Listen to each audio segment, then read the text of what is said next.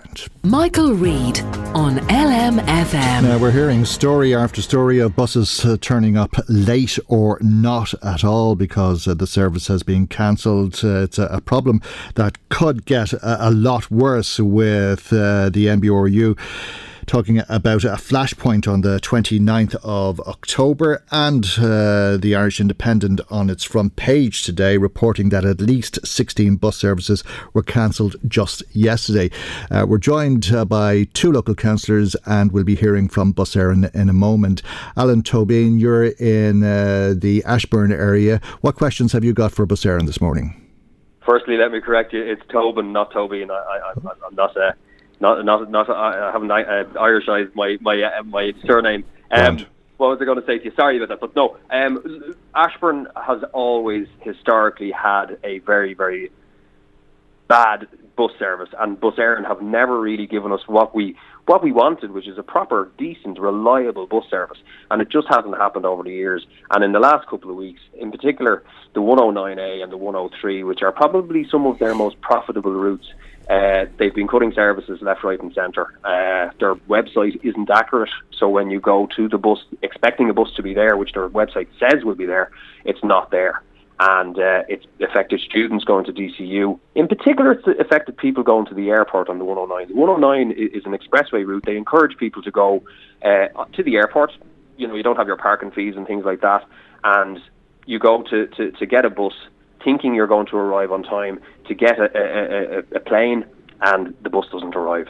On Sunday, we had people who wanted to go to the matches that were in Croke Park. Bus is not arriving. They had to drive in. They were late for the matches and things like that.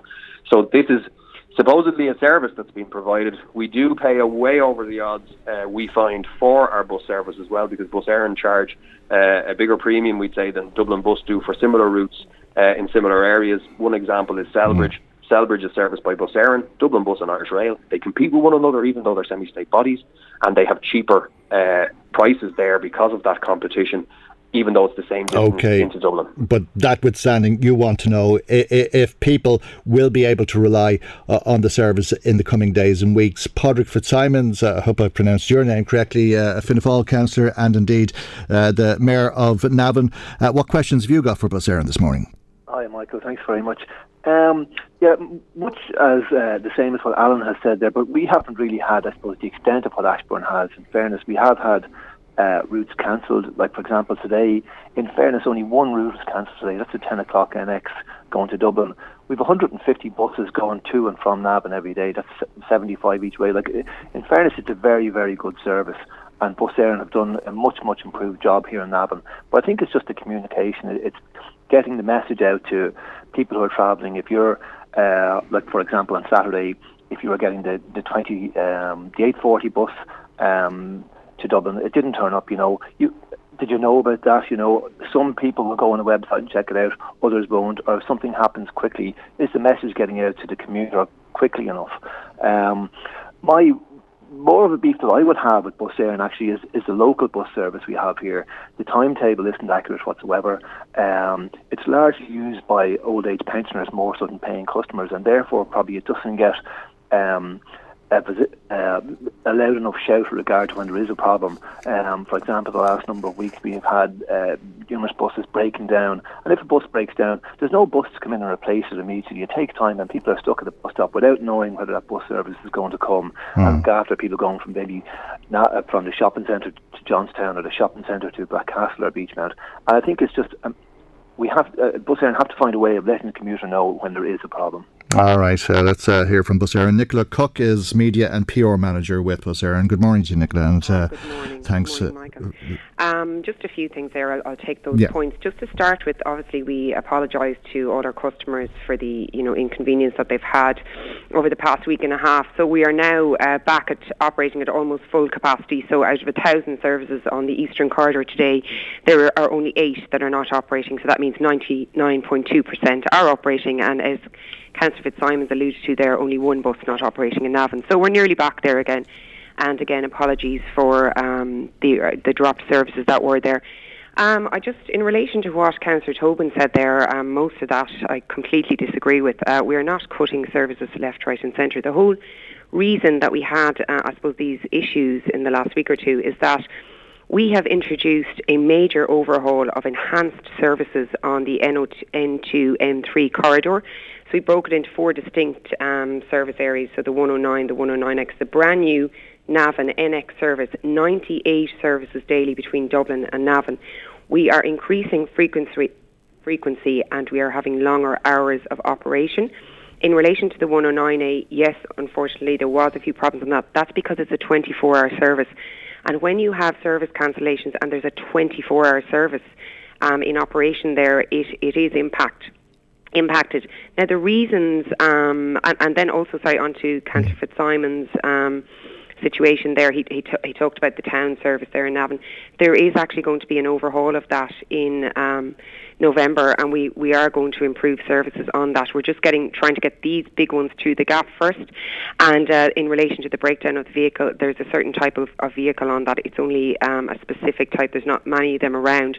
But we are looking into major changes there, and we will be delivering news about those, and that's in November.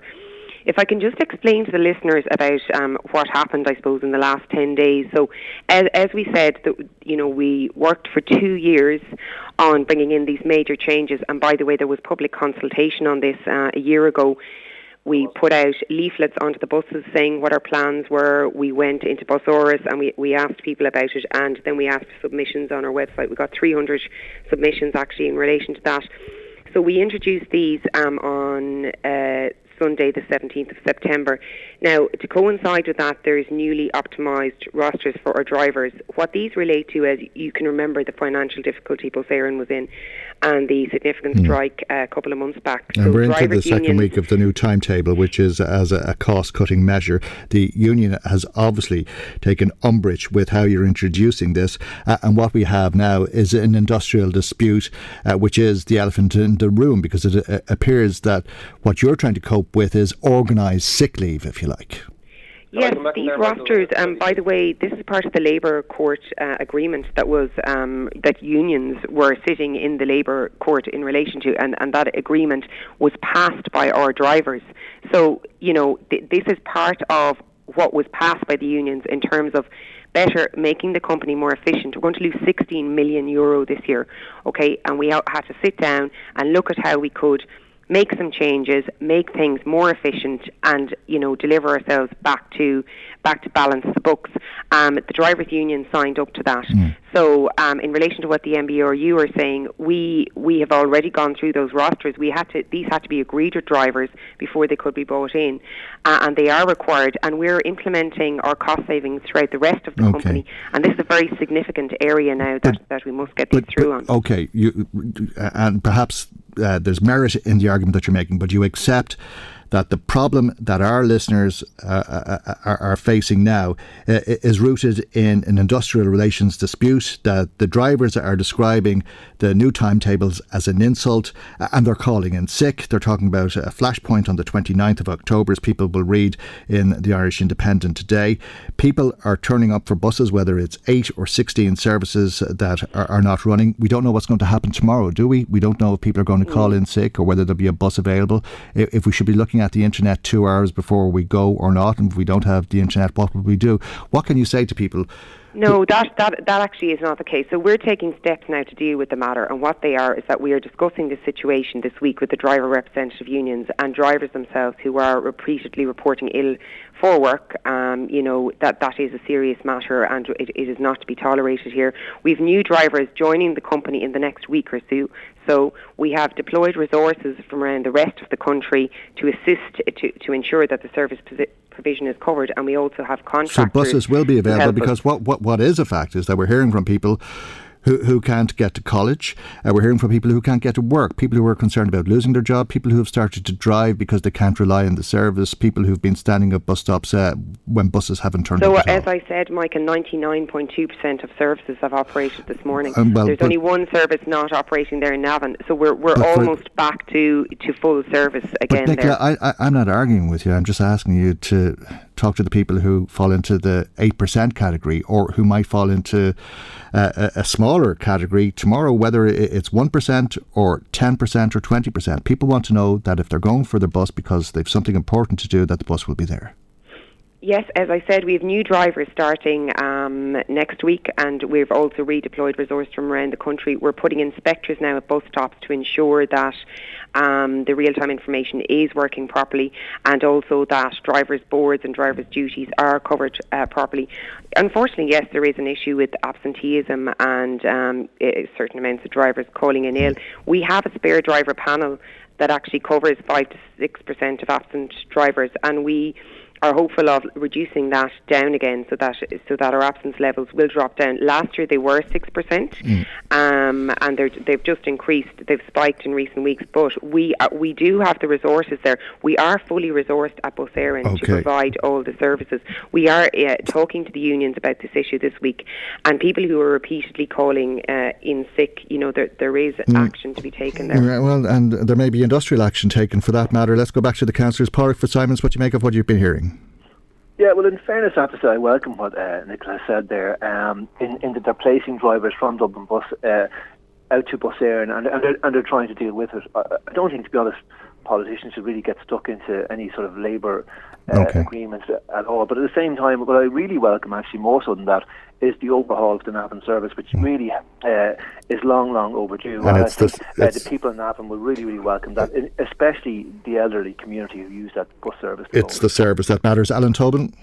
Just, Nicola there is living in Cloud Cuckoo land. She obviously doesn't engage with her drivers, and the drivers, in fairness to them, are absolutely fantastic in Bus Eireann, but they're getting it in the neck from the customers. They're the ones that are being told that they're getting the raw end of the stick, basically, from the customers when they do turn up. There is a major management problem in Bus Eireann. The 103 and the 105 were changed last year or the year before, but in around a year and a half ago. That was imposed on Ashburn. That was imposed on Ratoath. We never asked for those changes. They were to do with efficiencies within the company itself. They did not ask for customer feedback, and they didn't listen to the customers when they gave the feedback. And sorry, just one other thing. We went to TFI about it, who had to give them the information as well, and TFI are able to impose financial penalties on Bus Eireann for not providing the service. And if they can't provide the service, well, then tender it out to somebody who will provide the service. Because people have to get to work on time. Just very briefly to respond to that, Nicola Cook, on behalf of Bus Eireann. Yeah, sorry, this isn't a management issue. If there's a lot of drivers reporting in ill, unfortunately their colleagues, as you say, then maybe are getting it in the neck because their own colleagues are reporting in sick. So I don't see how the management are to blame for that. We just have to try and come in and fill the gap in relation to the services. There's actually high frequency on the 103 and 105 services. They're a 20-minute frequency, and there's people around the country who would only be delighted to have a 20-minute frequency on our services.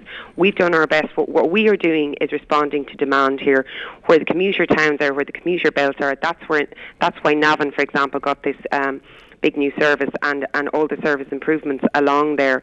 It's improved frequency. You can see the property prices and the issues there are in Dublin, and people moving out to the Greater Dublin area. We're trying to cater for these people, and we're doing all this in conjunction with the National Transport Authority, who are providing all the funding for this.